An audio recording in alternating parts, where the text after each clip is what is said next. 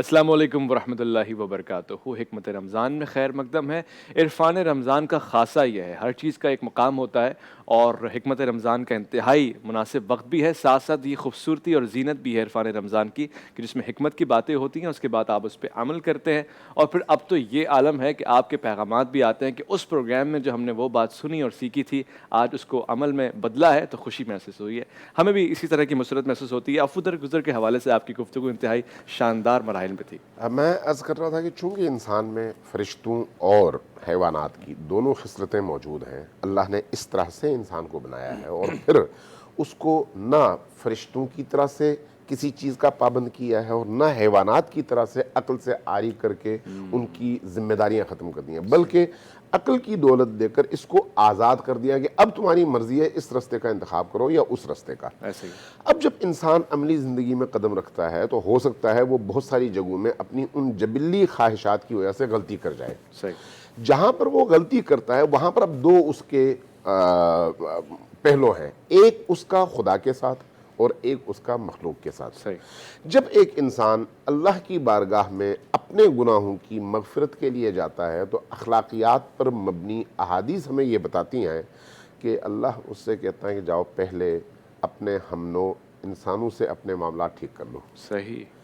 اگر تم اللہ سے معافی کے خواستگار ہو تو تمہارے حق میں جن انسانوں نے غلطی کی ہے ان کو تم بخش دو، اللہ تمہیں بخش دے گا. سبحان اللہ سبحان اللہ. یعنی انسان کی تربیت اللہ اس طرح سے کرنا چاہتا ہے.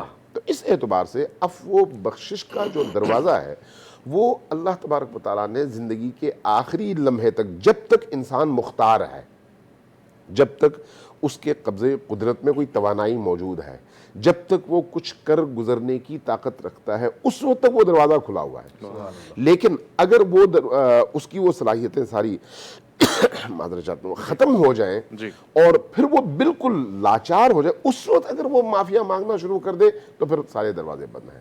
تو اس اعتبار سے چونکہ یہ چیپٹر بڑا ہی وسیع و عریض چیپٹر ہے، قرآن کریم نے اس حوالے سے انسان کو اتنی زیادہ امیدیں دلائی ہیں کہ انسان ان امیدوں کو دیکھ کر بعض اوقات جو ہے گمراہ ہو جاتا ہے. اس لیے ہماری جو عقائد کی کتابیں ہیں، یعنی تمام مسلمہ مکاتب کی، چونکہ اس کا ایک تعلق جو ہے ان نظریات اور عقائد سے بھی ہے، وہاں پر اس لیے کہا گیا ہے کہ مسلمان اور مؤمن مسلمان وہ ہوتا ہے جو نہ بالکل امید کا دامن تھام کر اپنے تمام بدعملیوں سے درگزر کرے اور نہ ہی اپنے گناہوں سے مایوس ہو کر اللہ کی امید، اللہ کی رحمت سے اور اس کے عفو و درگزر کی صفت سے مایوس ہو، بلکہ وہ ایک ایسی درمیانی مقام پر کھڑا ہو جائے کہ اس کو اپنے گناہوں کے انجام کا خوف بھی ہو اور اللہ کی طرف سے رحمت کی امید بھی ہو. جب وہ اس مقام پر ہوگا تو اللہ انشاءاللہ تعالیٰ اس کی بخشش بھی کرے گا اور اس کے گناہوں سے درگزر بھی کرے گا. کیا خوبصورت گفتگو ہے. یعنی عفو درگزر کا ایک خوبصورت سا چہرہ آپ نے دیکھا، اور یہی ہے اللہ کی رحمت سے نا امید بھی نہیں ہونا ہے، اور ساتھ ساتھ تربیت کا بڑا خاص. آج ہم نے وظائف رمضان میں بھی یہی بات کی تھی کہ تربیت عام تو ہے، جوہر قابل ہی نہیں، جس سے تعمیر ہو آدم کی، یہ وہ گل ہی نہیں. تو سید شہریار داؤد صاحب بھی آج ہمارے مہمان ہیں، ہمارے ساتھ حکمت رمضان میں تشریف رکھتے ہیں. آپ کا بھی خیر مقدم ہے. السلام علیکم. حضور علماء کرام کی اجازت سے آج بوجھو تو جانے کا آغاز کرتے ہیں. آپ کو پتہ ہے کہ یہ بہت ہی پیارا سیگمنٹ ہے جس میں ہم آپ کو ان شخصیات کا تعارف کراتے ہیں، معرفت کا سفر طے کرواتے ہیں، جس میں آپ کا ان تک پہنچنا بہت ضروری ہے، کیونکہ وہ تو کامیاب ہیں. اگر آپ کو کامیابی تک پہنچنا ہے تو پہلا چیک پوائنٹ آپ کا ہونا چاہیے معرفت کا. تو آج کون آیا ہے حکمت رمضان میں؟ نادیہ اکرم ہمارے ساتھ کھڑی ہیں اور حسیبہ رحمانی کھڑی ہیں. السلام علیکم. تیار ہیں؟ آمادہ ہیں؟ دونوں ہی اسٹوڈنٹس ہیں. کیا رشتہ ہے آپس میں؟ اچھا ماشاء، یہ اچھی دوستی ہے، یہ اچھی دوستی ہے. خوشی ہوئی اس بات پہ. اور ویسے اسلامیات میں انٹرسٹ ہے، مطالعہ کرتی ہیں تاریخ کی کتابوں کا؟ خوبصورت خوبصورت. ٹھیک ہے، تو بسم اللہ کرتے ہیں. شخصیت کا نام ہمارے پاس ہے، شہریار صاحب سے بھی ہم ڈسکس کر لیں گے، شاید ان کو بتا دیا گیا ہے. ٹھیک ہے، تو اب آپ نے 10 سوالوں کے دوران، یعنی اب تو 10 سوال آپ پوچھیں گے، ہم ہاں یا نہ بتائیں گے، اس کے بعد آپ سے جواب کی توقع ہوگی. بسم اللہ. جو شخصیت اس وقت آپ کے تخیل میں ہے، کیا وہ اہل بیت میں سے ہیں؟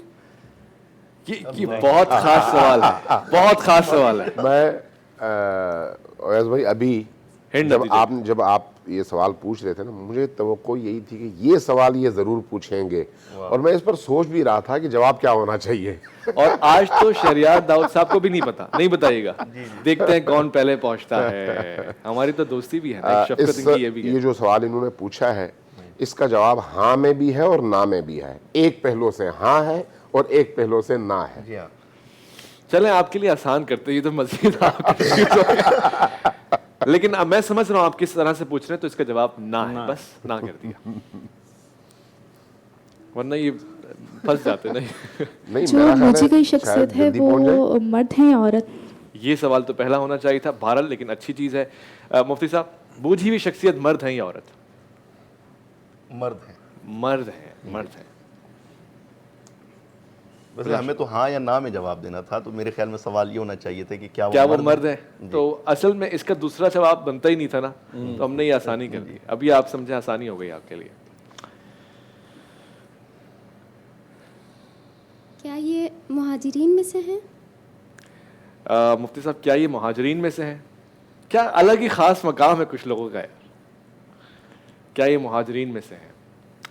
اچھا ویسے مجھے ہجرت بڑی اسپیسیفک ہے، اسپیسیفک ہجرت ہے. اب چلے آپ کا جو جواب ہے نا وہ نہ ہے. مگر میں اس وقت خود محو حیرت ہوں کہ کچھ شخصیات کو کیا کیا امتیاز ملتے ہیں، کیا افتخار ہوتا ہے. واہ واہ.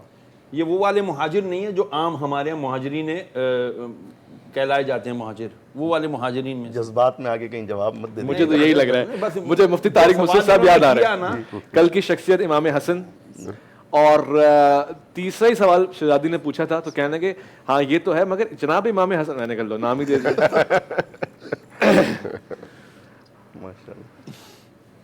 کیا ان شخصیت کو آپ صلی اللہ علیہ وسلم کے خادم ہونے کا اعزاز حاصل ہے؟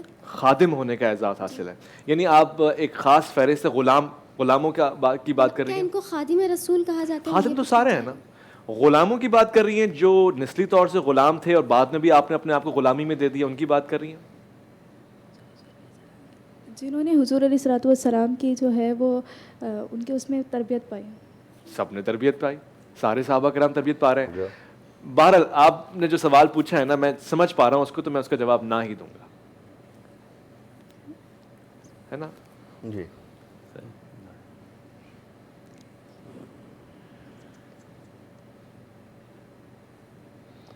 بچے تیار ہیں ماشاءاللہ سے، پلاننگ بھی ہو رہی ہے. بہت ضروری ہے کہ پلاننگ کے ساتھ سارا معاملہ ہو.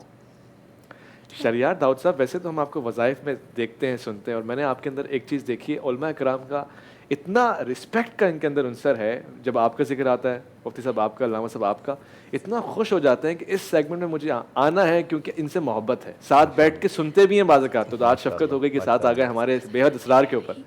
علماء یہ انبیاء کے وارثین ہیں، بے شک. اور علماء کی زیارت کرنا بھی عبادت ہے. آئے ہائے، ان کے گھر کی طرف سنا ہے، اس طرف سے گزرنا بھی عبادت ہے، اس رخ کی طرف دیکھنا بھی عبادت ہے. یہ مفت کی عبادت کیوں آئے خوبصورت ضائع کریں.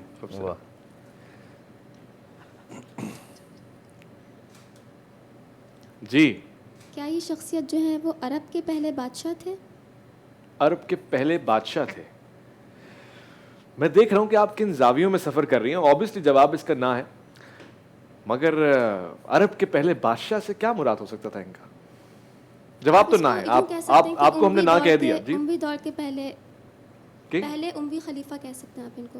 نہیں، یہ تو اگلا سوال بنے گا آپ کا. نہیں اگلا نہیں، ہمارا عرب کے بادشاہ سے متعلق یہ خلیفہ اور ہے، بادشاہ اور ہے، اسلام میں خلافت راشدہ اور ہے، ملوکیت اور ہے. بہت لمبا ایک گیپ کھیل دیا آپ نے. اس کو یوں پوچھ سکتے ہیں کیا یہ پہلے اموی خلیفہ تھے؟ یہ آپ کا شاید 5واں سوال ہے اور اس کا جواب ہے نہیں. یہ 2 الگ الگ سوال ہیں، ذرا نوٹ کیجیے گا. پہلا عرب کے بادشاہ تھے تو اس کا جواب بھی نہ ملا، اور اموی خلیفہ تھے اس کا جواب بھی نہ ملا.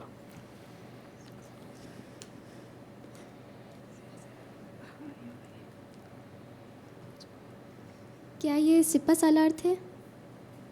سپہ سالار تھے. ڈیفینیٹلی اس کا جواب بھی مفتی صاحب نہ ہی ہے. مگر کیا خوبصورت حسن پایا ہے کچھ شخصیات نے کہ آپ ان کو وہاں سے الگ بھی نہیں کر سکتے، اور وہاں ایک خاص امتیاز بھی ہے. کچھ لوگ سپہ سالاری کے حوالے سے معروف ہیں، ان میں آپ کا شمار نہیں ہے. ٹھیک. میرے خیال میں اگر یہ اپنے سوالات کے ابتدائی حصے میں غور کریں، ہند آ گیا بھائی، جی ہاں، ہاں ہند آ گیا. جب آپ نے خلافت کا پوچھا ابتدائی تھا نا، سوالات جو آپ نے کیے، جب آپ نے خلافت کا پوچھا تھا تب آپ اس پہ غور کریں. میں اتنا بھی تو ہند نہ دوں آپ کو. ہجرت پہ شاید کہہ رہے ہیں کہ ہجرت پہ بھی غور کریں آپ.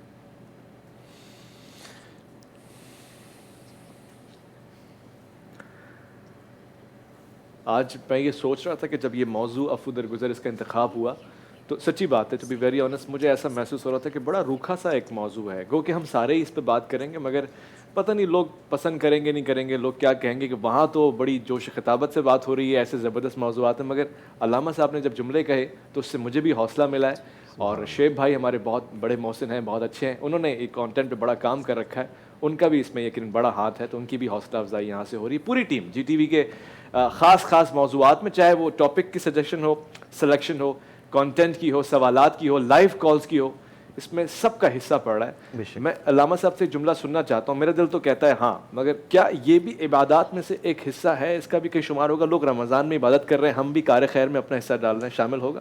میرا خیال ہے یہ سوال بنتا ہی نہیں ہے. ہاں، واہ اس لیے کہ عبادت کا تعلق انسان کی نیت سے ہے. واہ، اگر آپ اس سیٹ پر بیٹھے ہوئے ہیں کہ لوگوں کو معرفت پہنچا سکیں، لوگوں تک دین پہنچا سکیں، تو اس سے بڑی عبادت اور کون سی ہو سکتی ہے؟ واہ واہ. رسول کریم صلی اللہ علیہ وآلہ وسلم مسجد میں داخل ہوئے تو دیکھا دو گروہ ہیں، ایک گروہ نمازوں میں مصروف ہے اور ایک گروہ آپس میں بیٹھ کر کسی علمی موضوع پر گفتگو میں مصروف ہے. سبحان اللہ. آپ کا جو انداز ہے وہ آپ کو پتہ ہے کہ نماز اور عبادات کی وجہ سے کتنا آپ کو عشق ہے.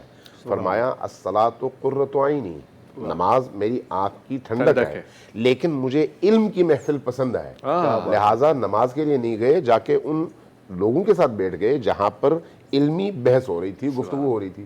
تو یہ جو آپ کر رہے ہیں، یہ اگر باقی تمام آلائشات سے پاک ہو، جیسا کہ یہاں پر بالکل پاک ہے، تو اگر ایسا ہو تو اس سے بڑی عبادت اور کیا ہو سکتی ہے کہ آپ جہالت سے لوگوں کو نکالیں اور ان کے ذہنوں میں موجود علمی گرہیں کھول دیں اور ان کو نادانی سے دانائی کی طرف لے آئیں. یہ تو قرآن کا منشا ہے. سبحان اللہ. مجھے تو یہ حدت ملتی رہتی ہے ایم کی، اور میں بارہا آپ سے لیتا رہتا ہوں.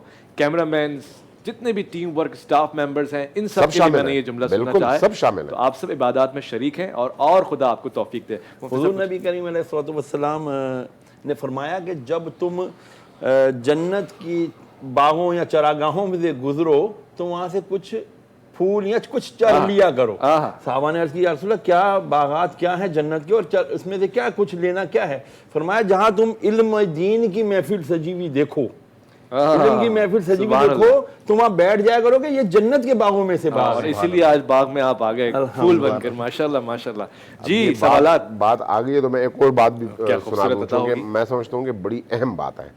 دیکھیے شب قدر جو ہے آپ کے پورے سال کے اندر سب سے بڑی اور عظیم رات ہے نا، سب سے بڑی، اس سے بڑی رات کوئی نہیں ہے، اور تمام رحمت کے دروازے کھلے ہوتے ہیں. شب قدر کے اعمال میں دو چیزیں کہی گئی ہیں، یا عبادت یا علم کا حصول. یا عبادت یا علم کا حصول. اپنا حصہ شامل کرتا چلوں. جی حضور. ایک صحابی رسول رضی اللہ تعالیٰ عنہ کو قبل از وقت بتا دیا گیا کہ ان کی موت کا وقت قریب ہے. تو کیونکہ وہ صحابی تھے وہ بہت ذرا پریشان نہیں ہوئے، وہ سیدھا رسول اللہ صلی اللہ علیہ وسلم کی خدمت میں حاضر ہوئے اور عرض کیا کہ یا رسول اللہ صلی اللہ علیہ وسلم مجھے کوئی ایسا عمل ارشاد فرمائیے کہ جس میں خود کو مشغول کر لوں اور اسی دوران میری موت واقع ہو جائے. اللہ. تو پیارے آقا صلی اللہ علیہ وسلم نے ارشاد فرمایا اشتغل بالتعلم، علم حاصل کرنے میں مصروف ہو جاؤ. صلی اللہ علیہ. اب شارحین نے تو خیر اس پہ بہت کلام فرمایا ہے کہ اگر کوئی اور ایسا کام زیادہ اہم ہوتا یا اس کی فضیلت زیادہ ہوتی تو یقیناً آقا دو جہاں صلی اللہ علیہ وسلم وہ کرنے کا حکم ارشاد فرماتے. لیکن علم کی اہمیت، علم کی فضیلت کتنی بڑی ہے، فرمایا کہ آخری وقت میں آپ اس کام میں مصروف ہو جائیے. علم کا ایک ادراک وہاں بھی ہمارا منتظر ہے. آپ کچھ سوال پوچھنا چاہتی ہیں؟ کیا یہ شخصیت نواسۂ خلیفہ اول ہے؟ حضور یہ بہت مختلف گئے ہیں. مطلب ہم نے آپ کو ایک دائرہ بھی دیا اور کچھ ہنٹ بھی دیے. آپ کا جواب تو نہ ہے ظاہری طور سے، مگر آپ تو نواسے پہ چلے گئے ہیں آپ پاس. مگر تھرڈ جنریشن پہ نہ جائیں، اس سے بڑھ کے ہنٹ نہیں ہے. فرسٹ جنریشن پہ جانے کی کوشش کریں.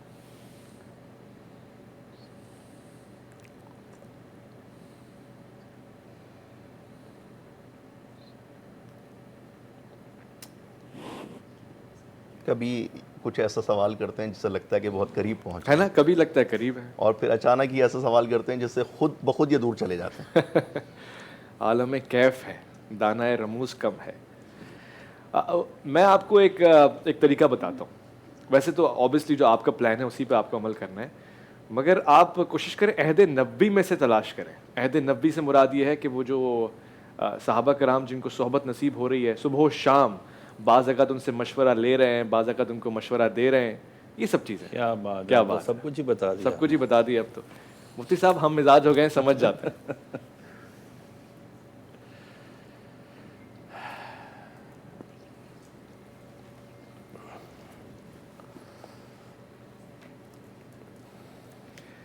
ایسا تجسس آپ نے قائم کر دیا یہاں پہ, کچھ پوچھے تو شاید آپ کو مل جائے. کیا یہ بوجھی کی شخصیت کاتبین وحی میں سے ہیں؟ کاتبین وحی میں سے ہیں یہ؟ کاتبین وحی میں سے ہیں. اللہ اکبر, آپ تو خفیف ہی نہیں پڑھ رہے. نہیں, کاتبین وحی میں سے نہیں ہے. اگر آپ خاص طور سے بالمعروف بات کر رہی ہیں, کاتبین وحی میں سے نہیں ہے. میں پھر سے کہہ رہا ہوں کہ سرحدوں پہ نہ جائے. کتنے سوالات باقی رہ گئے ہیں؟ میرے حساب سے 8 سوالات انہوں نے پوچھ لیے ہیں, 2 باقی ہیں. ہنٹ تو میں دے چکا ہوں آپ کو. پھر ہمارے پاؤں الٹے تھے فقط چلنے سے کیا ہوتا, بہت آگے گئے لیکن بہت پیچھے پلٹ کیا گئے. بات ہے, کیا بات ہے, کیا بات ہے. آپ جب نواں سوال کریں گی نا, میں آپ کو ایک اور ہنٹ دوں گا, جی, اور وہ حتمی ہنٹ ہوگا انشاءاللہ. بلکہ میں کیا دوں گا, مفتی سجاد مدنی صاحب آپ کو دیں گے, علامہ امین شہیدی صاحب آپ کو دیں گے, اور سید شہریار داؤد صاحب بھی آپ کو دیں گے. میں نہیں دوں گا, ایسا نہ ہو میرے منہ سے نام ہی نکل جائے. حضور کوئی وظیفہ تو بتائیں کہ وہ جواب تک پہنچ جائے. ہاں, ان کو وظیفہ بتانا پڑے گا. ایک چیز ہوتی ہے اسے ہم کہتے ہیں تسخیر خلائق. تسخیر خلائق, ہاں, یعنی مخلوق کو تسخیر کرنا. یہ وہاں بیٹھے بیٹھے آپ کا دماغ پڑھ سکتی ہیں, لیکن ان کو پھر تھوڑا محنت کرنی پڑے گی. اب تو مجھے آپ سے ڈر لگ رہا ہے. دماغ پڑھ لیں, دل نہ پڑھیے گا, اس میں آپ ہی آپ ہیں. 2 منٹ آپ کے پاس رہ گئے.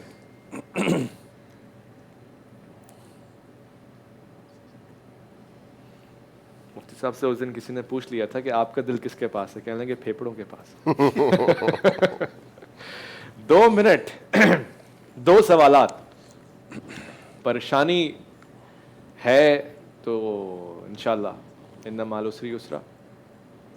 پوچھیے پوچھیے پوچھیے. ایک سوال آپ اچھا پوچھنے لگے, مجھے لگ رہا ہے, گھبرانا نہیں ہے آپ نے. گفٹ ہیمپرز کیو این این کی طرف سے جائیں گے. یہ جو ملکہ فوڈ کا تحفہ آپ دیکھ سکتے ہیں سامنے رکھا ہوا ہے, کیو این این کی طرف سے ایک اور بڑی زبردست سی باسکٹ ہے, اور یہ بھی آپ کا انتظار کر رہی ہے. جیتیں اور اسے لے جائیں, بوجھیں تو جانیں, اور سوال پوچھیں تاکہ آنسر ملے آپ کو. ایک پیپر ہے, اس پہ 2 پین چل رہے ہیں جیسے کہ پینٹنگ ہو رہی ہو. سمپل, آپ نے ایک لائن لکھنی ہے, کاٹنی ہے. اتنا مشکل کیوں بنا دیا ہے؟ 1.5 منٹ رہ گیا آپ کے پاس. 2 سوالات آپ کے پاس ہیں. ان کو سوچنے دیں. ہم تو بس اب اپنی گفتگو ابھی میں آپ لگ نے گئے. ایک مصرع پڑھا تھا, جی, عالم کیف ہے. یہ عالم نہیں ہے, ہاں, یہ اصل جو ہے یہ جواب شکوہ کا ہے. جی جی جی جی. مصرع ہے عالم کیف ہے, دانائے رموز کم ہے. رموز کم ہے. ہاں, واہ, یعنی پہلا جو کلمہ ہے وہ ہے کیف. عالم کیف ہے یعنی کیفیتوں سے واقف ہے. جی جی جی جی. اور اگلا جو ہے وہ ہے رموز, کس چیز کی جانتا ہے؟ کمیتوں کی, انسان کے بارے میں. کیا عالم کیف ہے, دانائے رموز کم ہے, کمیت سے. لیکن اگلا جو مصرع ہے وہ بڑا عجیب ہے, ذرا پڑھیے. میں ایک سوال بھی لے لوں, آپ کچھ پوچھنا چاہ رہی ہیں؟ جی جی بولیں. کیا یہ شخصیت خلفائے راشدین میں سے ہیں؟ اب میں آپ کی طرف آیا تو نہیں نہیں ہے, نہیں نہیں. ہاں مگر عجز کے, ہاں مگر عجز کے, اسرار سے ناواقف ہے, نہ محرم ہے. ہاں نامحرم ہے, بالکل بالکل.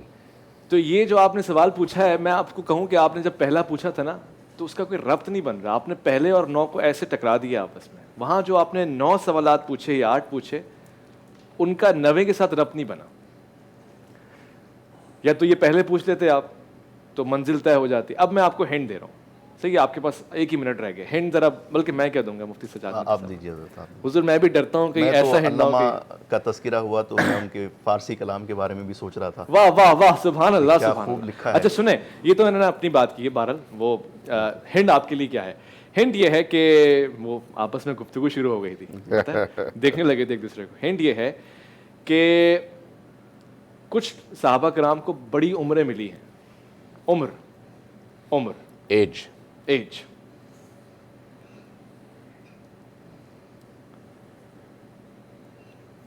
دین میں بھی بزرگی ملی. جی میرا خیال ہے پہنچ گئے.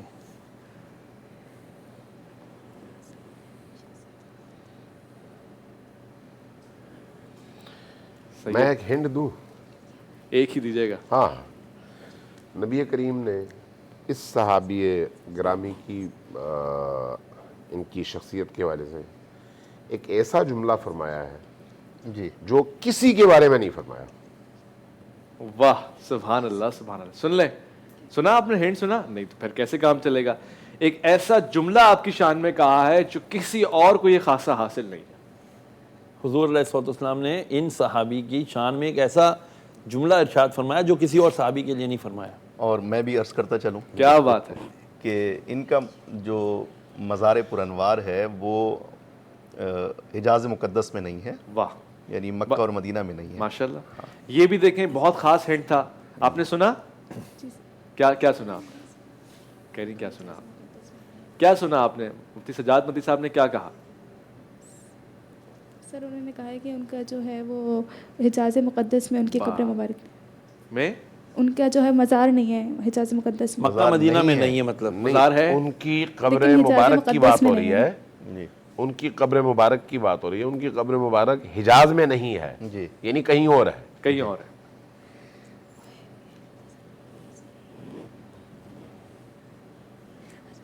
بس میرے خیال اب آپ کا وقت تمام ہو چکا ہے. اب آپ نے صرف گیس کر کے بتانا ہے ہمیں. آپ ذرا کڑیاں جوڑ دیجئے نا. آپ نے فرمایا کہ اگر طویل عمر پائی, اور حضور علامہ شہیدی صاحب نے فرمایا کہ ایسا جملہ سرکار دو عالم صلی اللہ علیہ وسلم نے ان کے بارے میں فرمایا کہ جو کسی اور کے بارے میں نہیں فرمایا, کسی اور صحابی کے بارے میں. کسی اور صحابی کے بارے میں نہیں فرمایا. اور میں نے عرض کیا کہ ان کا مزار پرانوار حجاز مقدس یعنی مکہ اور مدینہ میں نہیں ہے. ہاں, میں ایک اور ان کو ہنٹ دینا چاہ رہا ہوں. پتہ نہیں کہ مجھے ایسا لگ رہا ہے کہ شاید دوں, یا آپ پہنچ چکے ہیں؟ آدھے طائف پھر آپ لے لیجیے گا.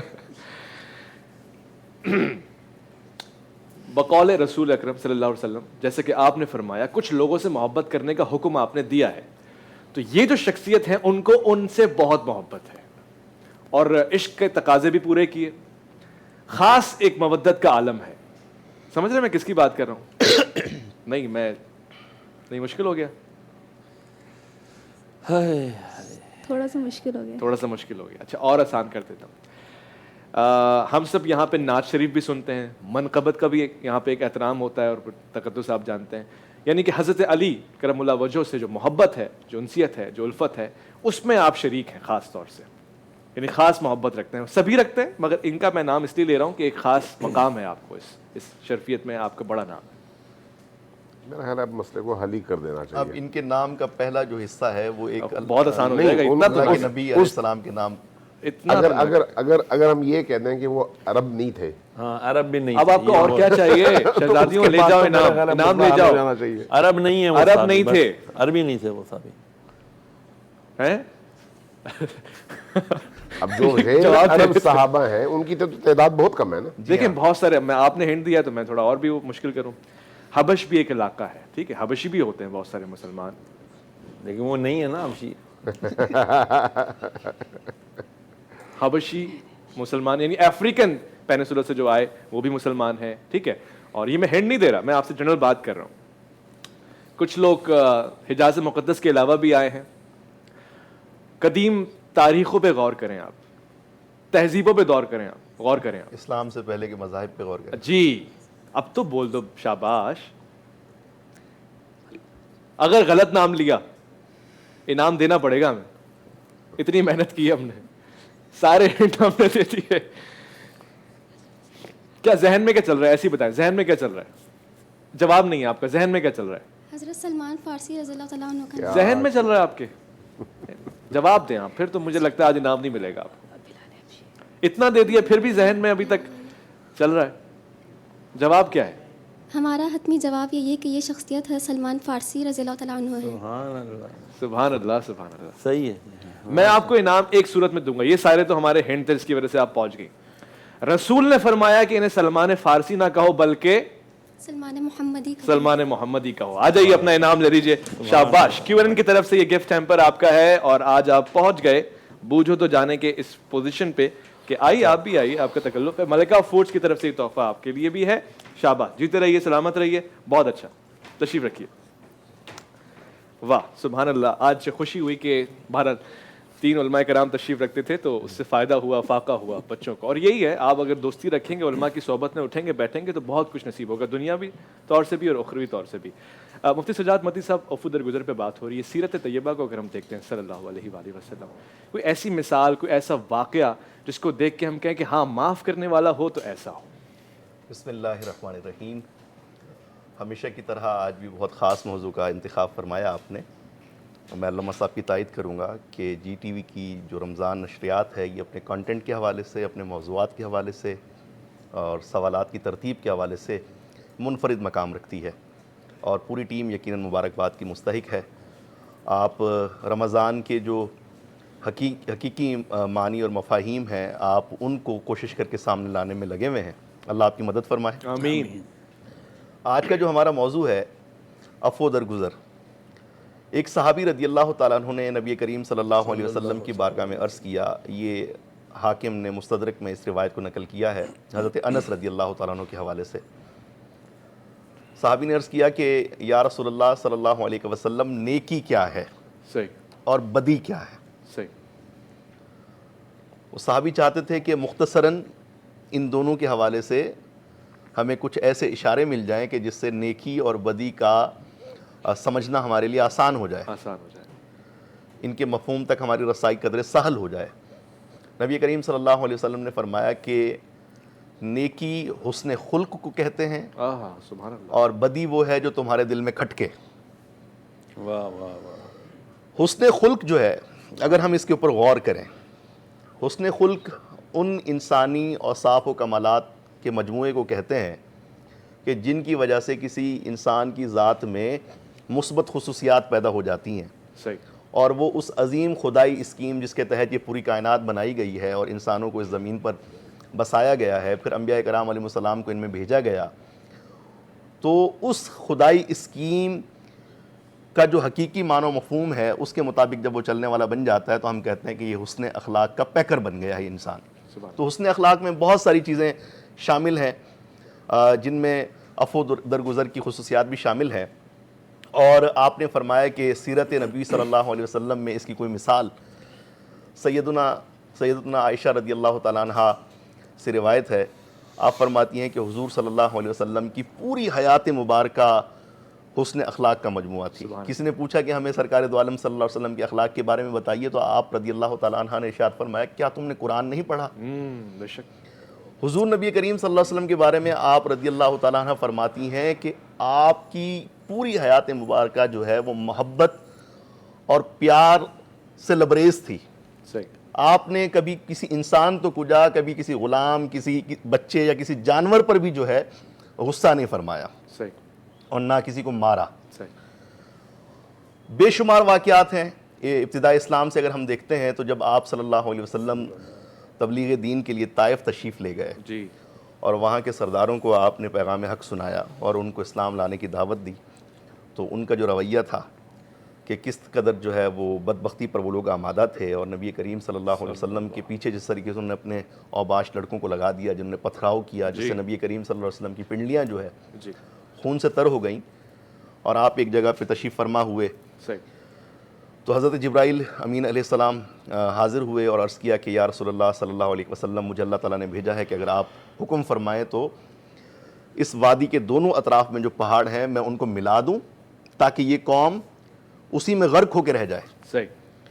तो आप सल्लल्लाहु अलैहि वसल्लम ने इरशाद फरमाया कि नहीं, मुझे इनकी आने वाली नस्लों से बड़ी उम्मीद है अल्लाहु अकबर। कि वो अल्लाह तबारक व तआला के पैगाम को समझेंगे, उसको मानेंगे और उसको पूरी दुनिया में फैलाने वाले बनेंगे। सुभान अल्लाह, सुभान अल्लाह। और इसी तरह नबी करीम सल्लल्लाहु अलैहि वसल्लम की हयात मुबारका में ایک واقعہ اور ہے کہ آپ نے ایک مرتبہ ایک یہودی کے ساتھ کھجوروں کا معاملہ طے فرمایا، ادھار پہ آپ نے کھجوریں لی اور 2-4 دن بعد رقم کی واپسی کا جو ہے معاملہ طے پایا، لیکن بازار میں اس شخص نے وعدے سے مقررہ وقت سے پہلے جو ہے وہ آپ کو روکا اور رقم کا مطالبہ شروع کر دیا، صحیح، اور بڑی سختی کے ساتھ جو ہے وہ پیش آنے لگا۔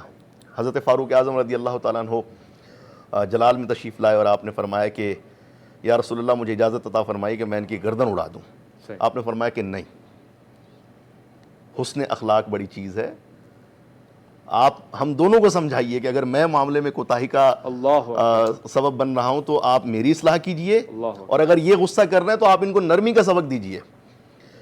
پھر آپ نے حضرت فاروق اعظم رضی اللہ تعالیٰ عنہ سے کہا کہ آپ کے پاس کچھ کھجوریں ہیں، تو اس سے پوچھا کہ تمہیں کتنی کھجوریں چاہیے، تو آپ نے فوری طور پہ اس کا معاملہ حل فرمایا، اور جب وہاں سے جانے لگے تو وہ شخص آگے بڑھا اور اس نے کہا کہ یا رسول اللہ صلی اللہ علیہ وسلم مجھے کلمہ پڑھا کر مسلمان کیجئے، میں یہودیوں کا بہت بڑا عالم ہوں اور میں نے اپنے مذہب کی کتابوں میں آخری نبی صلی اللہ علیہ وسلم کی آمد کی جو نشانیاں پڑھی تھیں ان میں یہ سب سے بڑی نشانی تھی کہ جب تم ان کے ساتھ تلخی سے پیش آؤ گے تو ان کا حلم بڑھتا چلا جائے گا، سبحان اللہ۔ اور وہ نشانی میں نے آپ کے اندر دیکھ لی ہے۔ اسی طریقے سے جب آپ 10,000 صحابہ کرام علیہ رضوان کے لشکر کے ساتھ فتح مکہ کے موقع پہ مکہ مکرمہ میں داخل ہوتے ہیں اور حضرت سعد بن ابی عبادہ رضی اللہ تعالیٰ عنہ جو ہے وہ اعلان کرتے ہیں کہ جی آج جو ہے وہ بدلے کا دن ہے، یوم الملحمہ، یوم الملحمہ، وہ کہتے ہیں کہ جی آج جو ہے وہ بدلے کا دن ہے، الیوم یوم الملحمہ، الیوم یوم آج الملحمہ، ہماری کھالیں نکال کھالیں دیں گے، اتار دی جائیں گی، بوٹی تکہ بوٹی کر دی جائے گی۔ لیکن نبی کریم صلی اللہ علیہ وسلم ان سے فتح کا جھنڈا لے کے ان کے صاحبزادے کے حوالے کرتے ہیں اور فرماتے ہیں کہ الیوم یوم المرحمہ، کہ آج تو رحم کرنے کا دن ہے۔ خوبصورت، اور پھر جو ہے وہ آپ اپنے خون کے پیاسوں کو، جو کہ جنہوں نے مجبور کیا آپ کو اپنا وطن چھوڑنے پر، اور جنہوں نے تکلیفیں پہنچائی، جنہوں نے جو ہے وہ کئی صحابہ کو شہید کیا اور جن سے جنگیں ہوئیں، اور ساری تاریخ جو ہے وہ ہم نے پڑھی ہے، لیکن آپ صلی اللہ علیہ وسلم نے اس دن جو ہے قرآن پاک کی آیت ہے، حضرت یوسف علیہ السلام نے بھی اپنے بھائیوں سے فرمایا تھا لا تثریب علیکم اليوم، تو آپ نے یہ فرماتے ہوئے سب کو معاف فرما دیا۔ سبحان اللہ، سبحان اللہ، تو سبحان نبی کریم صلی اللہ علیہ وسلم کی تو پوری حیات مبارکہ ہمیں جو ہے وہ عفو و درگزر کا پیغام دیتی ہے، اور در حقیقت اسلام ہے ہی آقا دو عالم صلی اللہ علیہ وسلم کی خصائل کا اور آپ کی جو اوصاف کا جو ہے وہ مجموعہ ہے، یعنی مسلمانوں کے لیے نمونہ عمل جو ہے وہ اللہ تبارک و تعالیٰ نے رسول اللہ صلی اللہ علیہ وسلم کی ذات کو قرار دیا ہے۔